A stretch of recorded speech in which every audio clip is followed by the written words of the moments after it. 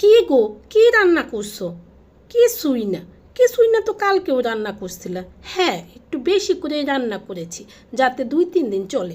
যেদিন আমার বাসায় এই কিছুই না রেসিপি থাকে সেদিনই আমি বাহির থেকে এগুলো আনিয়ে নিই। সাথে কিন্তু ছোলাও ছিল।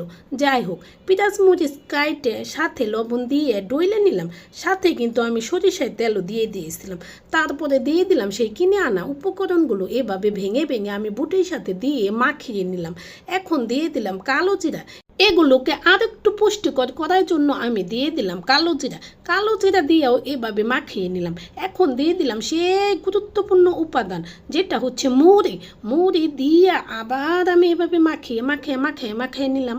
ভেবেছিলাম সবাই এক ডিশে বসেই খাবো, কিন্তু ছেলে এটাতে রাজি হলো না। সে বলতেছে তাকে আলাদা প্লেটে দিতে হবে। আচ্ছা, তাকে আলাদা প্লেটে দিয়া এখন আমরা জামাই বউ কিন্তু এক ডিশে থেকে নিয়ে নিয়ে খাইতেছি আর গল্প করতেছি।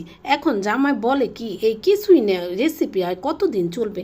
আমি বললাম, যে কয়দিন তোমার মুড়ি বস্তা আছে ততদিন। মানে কি জানো না, মুড়িগুলা শেষ করতে হবে না, না শেষ করলে তো মুড়িগুলা নষ্ট হয়ে যাবে। তাই তো বলছি, যে কতদিন মুড়ি থাকবে ততদিন আমাদের এই কিছুই না রেসিপিও থাকবে। যাই হোক, এভাবে একসাথে খেলে কিন্তু ভালোবাসাটা আর একটু বেড়ে যায়।